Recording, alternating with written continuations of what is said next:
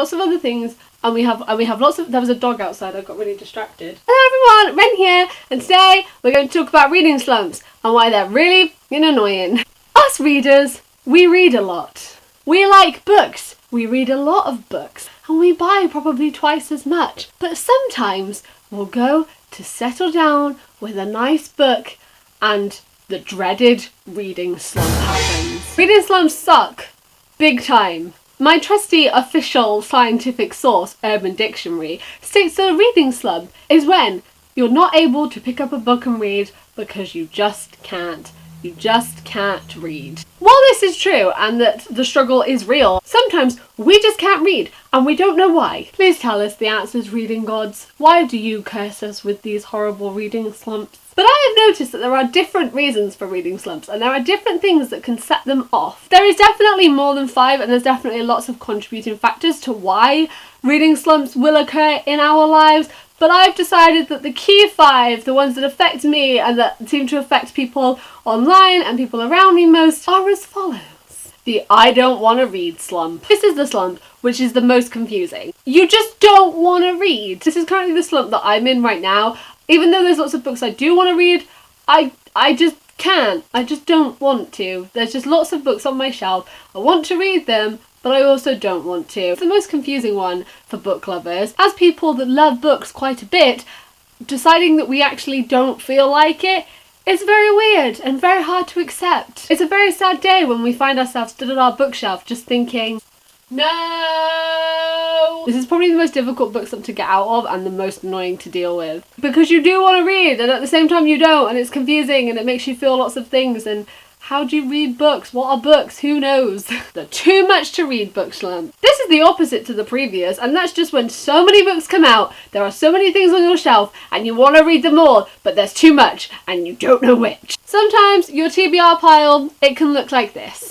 And staring at it, just instead of actually picking the books up and trying to make your way through it like you probably should, you just do this instead. No! The fan fiction slump. So you think you're gonna read a good book and you're gonna find a good story and you're gonna sit down, you're gonna snuggle up and you're gonna read a book.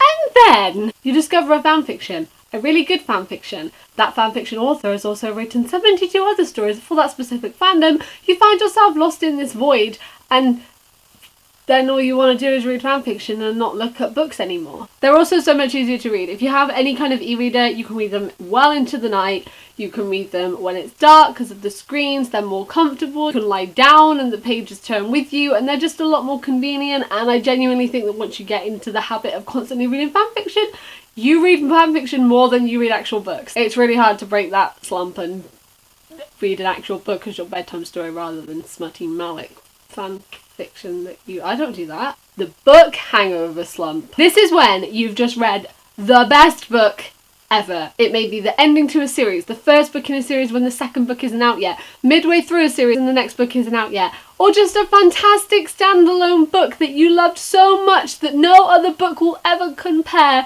and you just want to read so much more from these characters and you can't because it either hasn't been written yet or it doesn't exist. And why would you ever want to read other things when you just want more of this world? So instead of actually reading more books and trying to find a new world, you just end up like this when trying to read. You're not Feyre.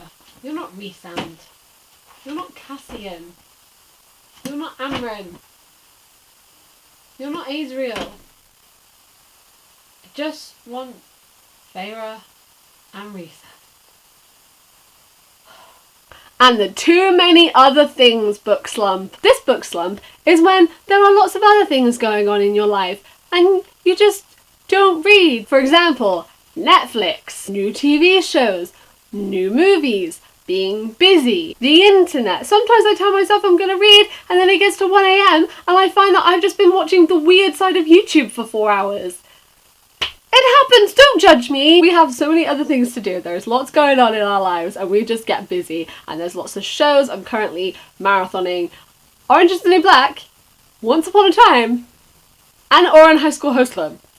I don't have time to read! There are too many things going on. This is a struggle because you want to read, there's so much to read. Reading is also one of the things that you do with your life, but there's just so much going on and you just can't pick up a book. So yeah, reading slumps. They're a thing, they're really annoying. I'm currently in a reading slump. My next video is going to be my mid-year reading progress when I discuss all of this in a lot more detail, but currently I just don't know. It's a kind of a mix of no book is really good enough, book hangover because of A Court of Mist and Fury, and also I just can't read for some reason. I just don't want to. It's that I want to but I don't want to situation, and it's really getting boring, so I thought I'd get out my frustration by making a video, because that's what we all do. If you are new here, I make bookish videos a couple of times a week, so if you would like to subscribe and stick around, we are all lovely.